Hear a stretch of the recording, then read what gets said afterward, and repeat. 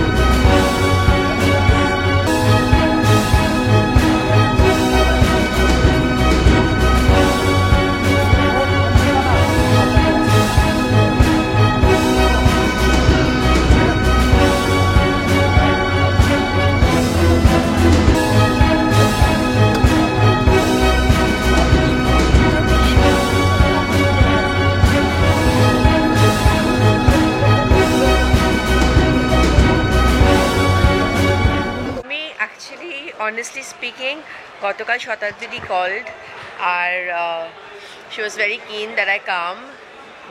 তো অনেক দিন পর উনি ছবি করলেন, তো অবভিয়াসলি শতাব্দীও চাইছে যে আমরা যারা পুরনোরা, যারা ওনার সঙ্গে কাজ করেছি, ডেফিনেটলি এসে ছবিটা দেখি। সো আর মৈনাকের সঙ্গে তো আমি কাজ করেছি, মৈনাক যথেষ্ট ভালো কাজ করে, তো অবভিয়াসলি ছবিটা ভালো হবে। But really I am looking forward to Shatabdi's comeback after a long time. ভীষণ খুশি, আমি খুব এক্সাইটেড। আর অ্যাকচুয়ালি শিল্পীর তো ওর মতো শিল্পীর তো আর কামব্যাক হয় না। ও শুরু করেছে, এখনও চলছে, আবার একটা নতুন ছবি, আবার একটা ভালো কিছু আমরা ওর থেকে পাবো, এটাই মজা, মানে আনন্দের কথা। হ্যাঁ, খুব ভালো, কেন ভাই, খুব ভালো হবে। আমি আগে ছিলাম না, মানে জন্মায়নি তো, তাই জন্য ছিলাম না। হ্যাঁ, একটু অনেক কিছুগুলো দেখেছি। আমি যখন লাস্ট এসেছিলাম তখন আমি ওর মতন ছিলাম, তো এটা আমার মায়ের মুভি আসা কামব্যাক 2.0 জানি একদম, ওটা জন্য এক্সাইটেড বেশি, খুব বেশি, কিন্তু বাংলা ছবিতে দেখিনি, সেটা প্রথমবার দেখবো। একদম পজিটিভ এখনই আছে। মা সকাল থেকে এক্স্যাক্টলি কতটা এক্সাইটেড ছিল, কি হচ্ছিল, কি বলছিল মা তোমাদেরকে? অনেক কিছুই বলছিল, মানে হরর মুভি তো বাড়িতে রোজই চলে আমার সঙ্গে, কিন্তু এখানে এসে নতুন করে ভালোই লাগছিল। ভালো এক্সাইটেড, অনেকদিন পর দেখতে আসছি বই, পুরো ফ্যামিলি একসঙ্গে, এই জন্য আরও মজা লাগছে। দেখা লাস্ট ছবি কি ছিল আপনার? প্রথম যখন বিদেশে ছিলাম তখন আতঙ্ক টাতঙ্ক দেখেছিলাম, গুরু দক্ষিণা দেখেছিলাম, কিন্তু এখন মোটামুটি যে কটা বই লাস্ট এসে সব কটাই দেখা হয়েছে।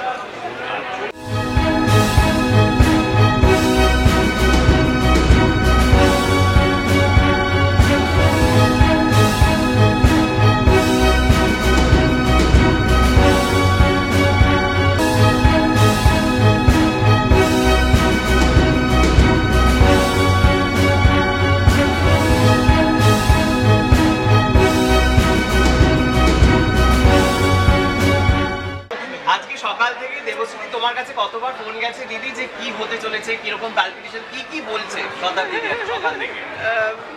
শতাব্দী কিছুই বলেনি, কারণ বলার কিছু নেই, কারণ ও তো অভিনয় করে, এটাই তো ওর ওর প্রফেশন, তো কি বলবে। ডেফিনেটলি একটা ভিতর কিছু হচ্ছে, বাটারফ্লাইজ হচ্ছে কি এতদিন বাদে? আমি জানি না, তাহলে আমায় জিজ্ঞেস করতে হবে বাটারফ্লাই হচ্ছে কিনা। প্রথম প্রেমিকের সঙ্গে দেখা করার ফিলিং হচ্ছে। ও বলছে প্রথম প্রেমিকের সঙ্গে দেখা করার ফিলিং হচ্ছে।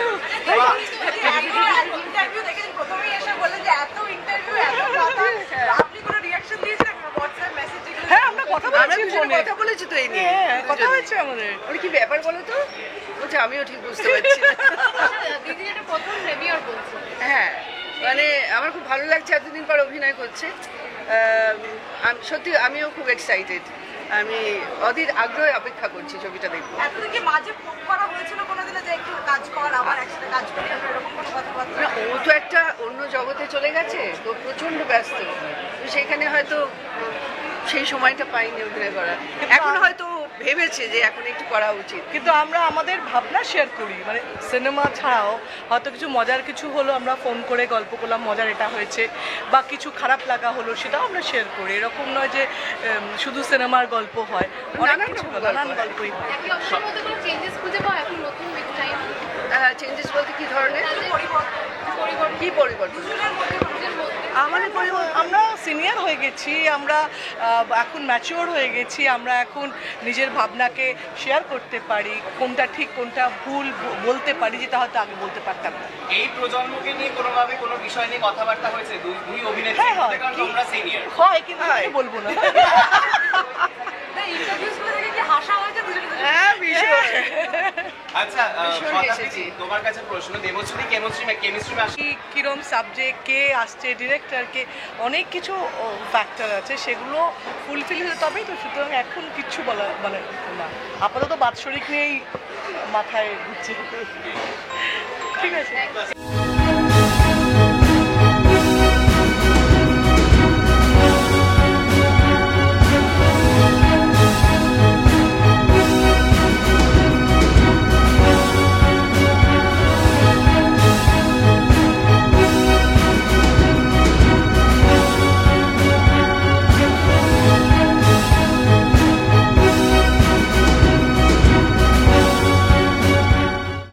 এটা আমি মানে খুব খুব খুশি হয়েছি, খুব খুশি হয়েছি, এবং সেই কারণেই আজকে আরো বেশি করে আসা। আর ওই যে যেটা বললাম স্বপ্নাপতি দি, ওটা আমার অসুবিধা লাগে, জিন্দা দিই বলি, ওনার সাথে আমার এই ফিল্মের বাইরে সম্পর্ক, এটার সাথে কোনো লেনদেন কোনো কিছুর ব্যাপার নেই। এত মিষ্টি করে যখন আমাকে বললো, ডাকলো, তখন না এসে পারি না। মানে একেবারে হরর জনরা দিয়ে আবার আসলো এত বছর পর। ভূত ছবি দেখতে ভালোবাসো এমনিতে? আমি ভয় পাই, একটা মানে যদি একটা পেন্সিলও পাই আমি এরকম করে থাকি, মানে ভয় পাবে কিন্তু এরকম, তাই না? ভালো ভালো ভয় পেলে ভালো। হ্যাঁ, একটু অন্যরকম এক্সপেরিমেন্ট হোক বাংলা ছবিতে, সেই এক হিসাব এটা তো চাই না আমরা। একটু এক্সপেরিমেন্ট হোক, একটু নতুন মুখও আসুক, একটু পুরোনো মুখগুলো যাদেরকে ভুলে গেছে লোকজন তাদেরকে নিয়েও কাজ করুক, একটা তবেই না একটা ইন্ডাস্ট্রি হবে। কয়েকটা মুখকে নিয়ে করলে কি করে হবে? দুজন একসাথে দেখা যাবে একসঙ্গে। আমরা কথাবার্তা বলছি, দেখি দেখা যায়। Thank you. অনেক অনেক বছর পর, বহু বছর পর প্রায় নতুন একটা জিনিস, ভূতের ছবি একটা বানিয়েছি বাৎসরিক, একটা হরর ফিল্ম। সচরাচর ভারতবর্ষে ওটা হরর ফিল্ম বানানো হয় না, সো দেখা যাক কি হয়। মানুষ ভয় পেলেই হলো, আশা ফাশা নেই, মানুষকে ভয় পেতে হবে। আমি ভূত দেখেছি, আমি ভূত দেখেছি। আচ্ছা, এরকম অভিজ্ঞতা হবে, তারপর আবার তুমি ভূতেরই ছবি দেখতে আসছো, তাহলে বুকের পাতা বেশ স্ট্রং। দেখতে হবে, আমার বান্ধবীর ছবি, এতদিন পর ও আমার ছবিতে কাজ করছে। মৈনাকের ছবি খুব সুন্দর হয়, আর আমার মনে হয় ছবিটা খুব ভালো হবে। আর রীতাপরি ভালো অ্যাক্ট্রেস, সব মিলিয়ে একটা জমজমাট ছবি হবে। ভূতের ছবি জমজমাট, সবাই হলে এসে দেখবেন প্লিজ। শতাব্দীর সঙ্গে, দেবশ্রী, সকলের সঙ্গে, সিনিয়র অ্যাক্টর, সকলের সঙ্গে কি তোমার কোনো কাজের কোনো কথা চলছে বা এরকম কোনো কিছু? তোমাকে আবার আমরা কবে দেখি? আমরা একসঙ্গে এর আগে কাজ করেছি, মাঝখানটা অনেক বছর ধরে কাজ করছি না, কিন্তু আশা করি এখন করবো। Thank you.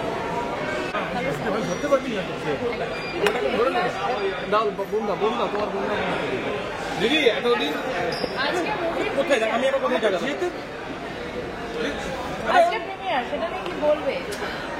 আজকে প্রিমিয়ার খুব এক্সাইটেড। ভূতের সিনেমা একটা ইরি ফিলিং তো অলরেডি হচ্ছে। ভূতের যতটা ভয় লাগে ততটাই এক্সাইটেড, কারণ শতাব্দী ম্যামের এতদিন পর, এত বছর পর স্ক্রিনে কাম ব্যাক, প্লাস রীতাপরি দি রয়েছে, who is so dear to me, আমার খুব পছন্দের আর খুব কাছের একজন মানুষ, আর মৈনাকদার ডিরেকশন, তো অবভিয়াসলি আসতেই হতো, দেখতেই হবে, and I am very excited.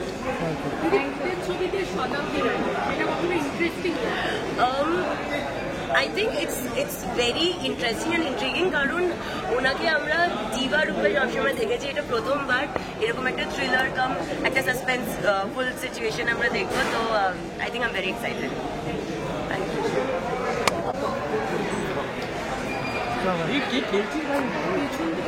চলো দিদি, আজকে বাৎসরিকের প্রিমিয়ার, একটা অন্য ধরনের ছবি, কি বলবে? আমি খুব মিল পেয়েছি, আমার মা এসছেন সঙ্গে, আমার মায়ের জীবনের সঙ্গে।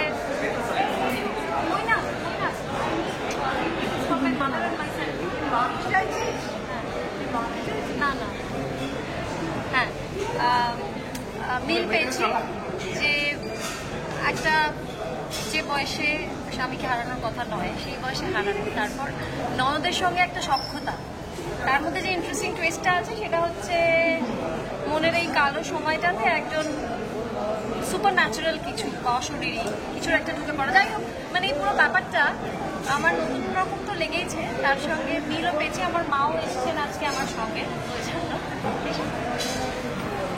তো এই হচ্ছে ব্যাপার।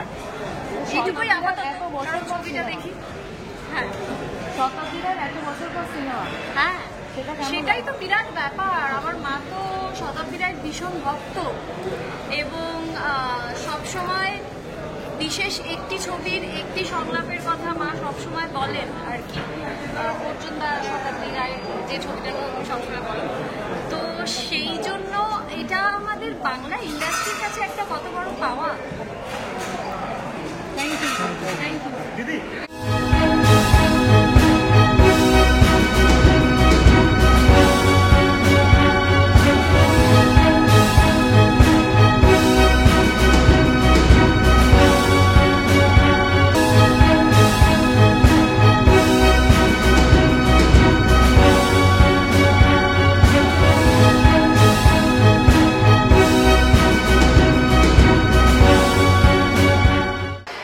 এই ছবিটা মৈনাক খুব যত্ন করে বানিয়েছে। দিদি 14 বছর পরে আবার বড় পর্দায় কাজ করলেন, এবং ওনাকে দেখার জন্য অনেক দিন ধরে অনেকে অপেক্ষা করেছিল। আমি সহ অভিনেত্রী হিসেবে ওনার সাথে কাজ করে অত্যন্ত আপ্লুত, এবং অনেক কিছু শিখতে পেরেছি ওনার একজন সিনিয়র মানুষের সাথে কাজ করে। আমরা খুব মজা করেছি ছবিটা করতে গিয়ে। এই দুই মহিলার গল্প, যার মধ্যে কিছু ভৌতিক প্রলাপও রয়েছে, কিন্তু ড্রামা আছে, কিন্তু সলিড ড্রামা আছে, সেটা আমি আশা করছি আমার দর্শক পছন্দ করবে। আমি বারবারই প্রত্যেকটা ছবির সাথেই চেষ্টা করে দর্শককে নতুন কিছু একটা দেয়ার, তো এই ছবিটার ক্ষেত্রেও সেটার অন্যথা হয়নি। তো আশা করব যে এটা ভালো লাগবে, এটা অন্য স্বাদের ছবি। শুটিং সেটে শতাব্দীর সঙ্গে কাজ করা যদি একটু অভিজ্ঞতা বলো, মানে কীরকম শতাব্দীর সঙ্গে কাজ করে কীরকম লাগলো, মানে শুটিং সেটে কি মজা হতো? শুটিং সেটে আসলে 14 বছর পর দিদি যেহেতু ফিরেছে আবার, শুটিং সেটে তো সেইভাবে এখন যেভাবে কাজ হয় মজা করা ওরকম পসিবল হয় না। 16 ঘন্টা 17 ঘন্টাও আমরা কাজ করি, সকালবেলা শুরু হয়। আজই দিদি আমরা একসাথে একটা ইন্টারভিউতে গেছিলাম, দিদি বলছিল যে একদিন শুটিংয়ে আমরা সানসেটও দেখেছি, দিয়ে পরদিনের সানরাইজও দেখেছি, এরকম লম্বা স্কেডিউল গেছে। কিন্তু একসাথে কাজ করা, প্রমোশন করা, এই যে গোটা জার্নি, একটা ছবি তো পরিবারের মতো করে দেয় সকলকে। আমি, দিদি, মৈনাক, আমরা এই জার্নিটা যেটা একসাথে করেছি সেটা হ্যাজ বিন ভেরি ফুলফিলিং। খুব আনন্দ করে করেছি এবং আমি চাই যে দিদিকে আমরা আরও অনেক অনেক ছবিতে দেখতে পাই, আরও অনেক বাংলা ছবিতে আমরা পাই। তার কারণ দিদির মতো এত সুন্দর, এত ভালো অভিনেত্রী সত্যি কম আছে। কষ্ট পেয়েছি। বৃষ্টির বর মারা গেছে, 1 বছর হয়নি, তারই বাৎসরিক, সেটা নিয়েই গল্প। এবং বৃষ্টি অত্যন্ত একা, ডিপ্রেশনে ভুগছে। সে নীলের স্মৃতিকে এখনো মুছে ফেলতে পারেনি, এখনো আঁকড়ে ধরে বসে রয়েছে তার বরের স্মৃতিকে। এবং তার মনের এই যে জমা অন্ধকার, সেই অন্ধকারেই কিন্তু কোথাও না কোথাও, যে বলে না অন্ধকার জমে ভূত আসে, সেই অন্ধকারেই কিন্তু কোথাও না কোথাও এই অশুভ শক্তি বা ভূত চলে আসে। এরকম একটা দিদি গল্পে, যদিও ননদ আর ভাই বউয়ের এরকম সম্পর্ক ইউজুয়ালি লোকে দেখে না, তুতু ম্যামেই দেখে, কিন্তু আমরা শুধু তুতু ম্যামে দেখছি না, আসলে আমাদের যে মানবিকতা চলে আসে আরেকটি মানুষের প্রতি, এবং কোন সম্পর্কটা কী হবে সেটা কিন্তু আমাদের মানবিকতাই বলে দেয়। শাশুড়ি বৌমা একদম মা মেয়ের মতো হতে পারে, আবার এক্ষেত্রে ননদ আর ভাই বউ কিন্তু একদম কি বলবো, দুই বোনের মতো, দিদি বোনের মতো হতে পারে। সেটা কতটা কি হয় না হয় সেটা তোমাদের ছবি দেখে বুঝতে হবে। তবে হ্যাঁ, বৃষ্টিকে প্লে করতে গিয়ে একটা মেয়ে যে এত কম বয়সে, আমরা যখন একটা পার্টনারকে বিয়ে করি বা হাত ধরি, আমরা তো তার সাথে পুরো ভবিষ্যৎটা দেখি না, সংসার করব, সন্তান হবে, বেড়াবো, ঘুরবো, একসাথে খাবো, সুখ দুঃখ ভাগাভাগি করে নেব। হঠাৎ সেই পার্টনারটা যখন চলে যায়, একেবারে যেন মনে হয় একা, পাশে কেউ নেই। এবং প্রত্যেকটা চরিত্র ফিল করতে গিয়েই, সেই চরিত্রের ব্যথাটাকে অনুভব করতে গিয়ে কষ্ট তো হয়, কষ্ট তো পাই। বৃষ্টির জন্য খুব কষ্ট হয়েছে, কিন্তু ওর এই ইরিটেশন, বিরক্তি, ডিনায়ালে বাঁচা, এইগুলোকে না ওর হয়ে বাঁচতে গিয়ে কীরকম একটা ক্ষমা করে দিয়েছে। আশেপাশে মানুষের উপর রাগ হয়, দূর ওই একই কথা বলে, এখন এতদিন হয়ে গেছে তবুও সেই বরের স্মৃতি আঁকড়ে জড়িয়ে বসে রয়েছে। নিজে বাঁচতে গেলে না তখন বোঝা যায় যে কষ্টটা অত সহজ নয়। বললাম, অনেক বড় উত্তর দিলাম তোমার একটা ছোট প্রশ্নে। Thank you. তার সঙ্গে রিতাবরী রয়েছে, আর আমাদের সবচেয়ে প্রিয় পরিচালক মৈনাক রয়েছে। তো আমার ধারণা যে এই সিনেমা মানুষকে ভালো লাগবে, সবাই এই সিনেমা দেখতে আসবেন। আর খুব বড় জিনিস হচ্ছে,